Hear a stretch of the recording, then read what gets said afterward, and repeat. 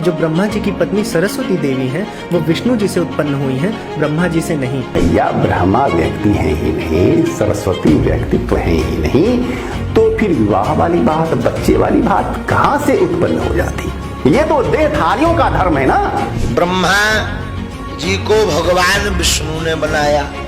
सृष्टि रचते समय ब्रह्मा ने एक गलती की, वे बिना कोई शर्त रखे हर चीज बनाते गए। इसीलिए किसी ने भी ब्रह्मा के मंदिर बनाने के बारे में नहीं सोचा। माँ सावित्री क्रोधित हो गई और उन्होंने 4 लोगों को 4 श्राप दिए और ब्रह्मा जी को ये श्राप मिला कि कोई भी उनकी पूजा नहीं कर पाएगा। ब्रह्मा जी ने कहा नारद जी से तुम शादी कर लो, तो नारद जी ने कहा आप कैसे निर्दयी पिता हैं, बेटे का कल्याण नहीं चाहते, मुझे भक्ति नहीं करने दे रहे, शादी कर लो शादी कर लो। जाओ मैं आपको भी श्राप देता हूँ, आपकी पूजा नहीं होगी। दोस्तों, सबसे पहले जानने वाली बात है कि क्या भगवान को श्राप दिया जा सकता है? क्या ईश्वर पूजनीय हो सकता है?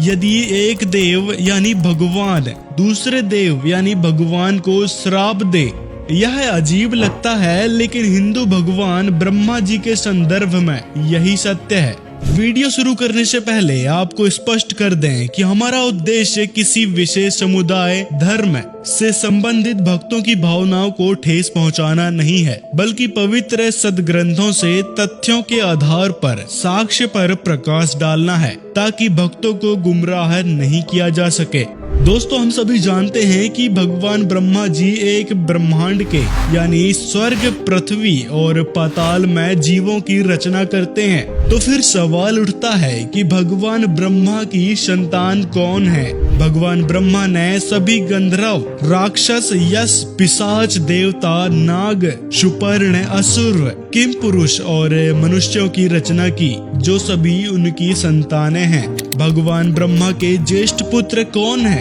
भारतीय इतिहास में मनु कौन थे? ये बात जानने की उत्सुकता भक्तों के मन में सदैव ही रहती है। लोक कथाओं में कहा गया है कि भगवान ब्रह्मा द्वारा निर्मित पहले मनुष्य का नाम मनु था, जो भगवान ब्रह्मा की पहली रचना की सूची में आता है। हिंदू पौराणिक कथा के अनुसार मनु को भगवान ब्रह्मा के सबसे बड़े पुत्र के रूप में चित्रित किया गया है, जिनकी पुस्तक मनु स्मृति के नाम से विख्यात है। अब दोस्तों, लोगों के मन में शंका रहती है कि ब्रह्मा जी का विवाह आखिर किससे हुआ है? दोस्तों, वास्तव में भगवान ब्रह्मा की पत्नी सावित्री हैं, जो देवी दुर्गा का रूप हैं। माया यानी दुर्गा जी प्रारंभ में समुद्र में छिप गईं और समुद्र मंथन के समय सावित्री का रूप धारण करके आईं। वह भगवान ब्रह्मा को दे दी गई, जिन्होंने सावित्री से विवाह किया, जिस कारण हर जगह ब्रह्मा जी की पत्नी सावित्री का जिक्र आता है, जैसे ब्रह्मा सावित्री, विष्णु लक्ष्मी, शिव पार्वती। तो फिर सरस्वती जी का ये मिथ कैसे प्रचलित हुआ? आइए भगवान ब्रह्मा के बारे में पवित्र श्रीमद् भागवत गीता में लिखे कुछ तथ्यों पर विश्लेषण करते हैं। श्रीमद् भागवत गीता के अध्याय 2 में वर्णित एक सच्ची घटना यह सिद्ध करती है कि ज्ञानेश्वर अर्थात ज्ञानी भगवान ब्रह्मा है। भगवान ब्रह्मा विद्वान हैं, वह चारों वेदों के पारंगत माने जाते हैं और ब्रह्मपुरी में देवताओं को ज्ञान सुनाते हैं। ब्रह्मपुरी में गुरु उपदेशक होते हुए भी भगवान ब्रह्मा विकारों पर विजय नहीं पा सके। लेकिन कैसे? इसके लिए पवित्र गीता के कुछ अंश सिद्ध करेंगे कि भगवान ब्रह्मा की पुत्री कौन है और ब्रह्मा जी ने कौन सा घोर पाप किया था। वृतांत इस प्रकार है कि एक दिन ब्रह्मा जी की सभा में बहुत से युवा देवता ज्ञान सुनने के लिए आए थे। ब्रह्मा जी देवताओं से कह रहे थे कि हमारा पहला शत्रु कामदेव है, जिसका एक ही उपाय है, दूसरी की पत्नी को अपनी माँ के समान और उसकी कन्या को अपनी बेटी के समान समझो। यदि किसी की ऐसी राय नहीं है तो वह तुच्छ आत्मा है, उसकी दृष्टि भी अशुभ होती है। दूसरी तरफ भगवान ब्रह्मा की बेटी सरस्वती, जो अविवाहित थी, उसको अपनी माँ से प्रबंधन के बारे में ज्ञान मिला कि युवा लड़की को शादी कर लेनी चाहिए और परिवार बसाना चाहिए, अन्यथा महिला सम्मान खो देती है। यह सुनकर सरस्वती जी अपनी हम उम्र देव सखियों के पास गई उन्होंने अपनी माँ द्वारा बताई गई शादी की अवधारणा के बारे में बताया। तब सभी सहेलियों ने सरस्वती जी से कहा, युवावस्था के बाद कोई भी देवता तुम्हें पत्नी रूप में स्वीकार नहीं करेगा। कई अन्य अश्लील टिप्पणी के साथ सरस्वती जी की सहेलियों ने उनकी शादी करने की और पति पाने की इच्छा को बढ़ा दिया। उन्होंने यह भी कहा कि आज सुनहरा मौका है कि सभी देवता आपके पिता ब्रह्मा जी के दरबार में एकत्र हुए हैं, अपना जीवन साथी चुने।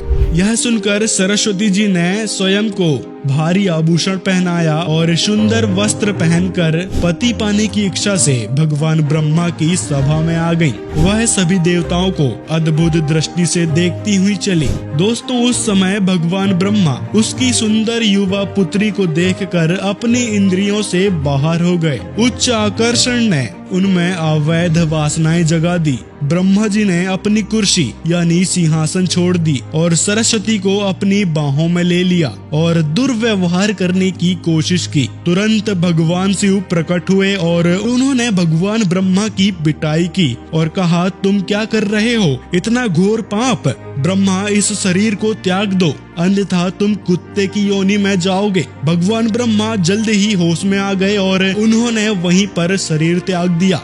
फिर देवी दुर्गा जी ने अपनी शब्द शक्ति से उस आत्मा को उनके युग का दूसरा शरीर प्रदान किया, जो वर्तमान में श्री ब्रह्मा जी के रूप में विराजमान है। अब हिंदू भक्त जानना चाहेंगे कि क्या भगवान शिव ने भगवान ब्रह्मा का सिर काटा था? इस पूरी घटना से स्पष्ट हो जाता है कि इस शर्मनाक कृत्य के कारण भगवान शिव ने ब्रह्मा जी को अपना शरीर त्यागने के लिए कहा, लेकिन उनका सिर नहीं काटा। यह तो गलत धारणा है। अब दोस्तों, दूसरा सबसे बड़ा मिथ यहाँ पर क्लियर होगा। भगवान ब्रह्मा ने अपनी बेटी के साथ दुर्व्यवहार करने की कोशिश की थी, लेकिन ब्रह्मा जी ने अपनी पुत्री से विवाह नहीं किया था, बल्कि शरीर त्यागने के बाद भगवान ब्रह्मा को उनकी माँ देवी दुर्गा ने दूसरा शरीर प्रदान किया था और उसके बाद देवी दुर्गा ने समुद्र मंथन के दौरान सावित्री का रूप धारण किया था और भगवान ब्रह्मा से विवाह किया था।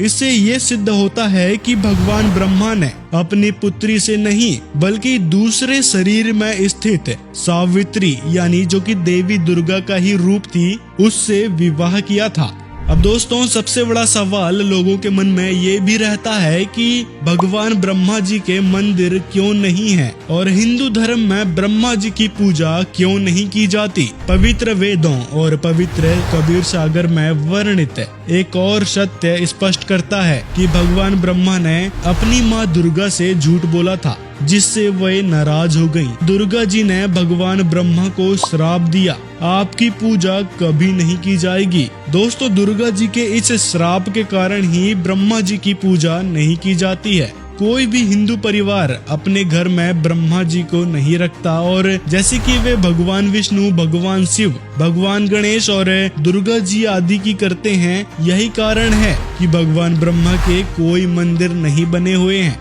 अब दोस्तों, हम बात करेंगे भगवान ब्रह्मा की आयु के विषय में। पूजनीय सर्वशक्तिमान कबीर जी की अमृत वाणी में यानी सूक्ष्म वेद में भगवान ब्रह्मा की आयु की गणना प्रदान की गई है, जिसे जानना दिलचस्प होगा। आइए जानते हैं। भगवान ब्रह्मा का एक दिन 1000 चतुर्युग और इतनी ही रात्रि की अवधि की होती है। एक दिन 1000 चतुर्युग प्लस एक रात 1000 चतुर्युग, इसका मतलब है ब्रह्मा जी का एक दिन 2000 चतुर्युग का हो गया। अब महीने के 30 दिन गुना में 2000 चतुर्युग यानी 60,000 चतुर्युग हो गया।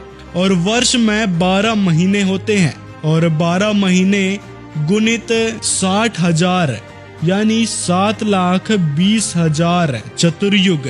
ऐसे बने हुए वर्षों के हिसाब से 100 वर्षों की आयु है श्री ब्रह्मा जी की।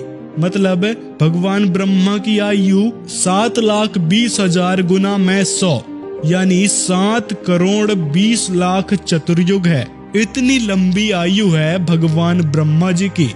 अब ब्रह्मा जी की आयु समझ आ गई है तो अब आप समझ गए होंगे कि ये वर्ष समाप्त हो जाएंगे तो ब्रह्मा जी की मृत्यु होगी। उसका विवरण देवी पुराण में भी है। श्रीमद् देवी भागवत महापुराण पृष्ठ 123 में विष्णु जी स्वयं दुर्गा जी से कहते हैं कि मैं ब्रह्मा और शंकर तुम्हारी कृपा से विद्यमान है और हमारा तो आविर्भाव यानी जन्म और तिरुभाव यानी मृत्यु हुआ करता है। तो इससे स्पष्ट है कि ब्रह्मा जी भी नाशवान हैं। इनकी उम्र समाप्त होने के बाद मृत्यु जरूर होगी। तो ये सारी जानकारी संत रामपाल जी ने अपने सत्संगों में बताया है। दोस्तों, अगर वीडियो पसंद आया हो तो लाइक जरूर करें, कमेंट में अपनी राय जरूर बताएं और वीडियो को ज्यादा से ज्यादा लोगों तक शेयर करें। साथ में चैनल को सब्सक्राइब भी कर लें ताकि ऐसे ही अनमोल इन्फॉर्मेशन आप तक पहुंचती रहे।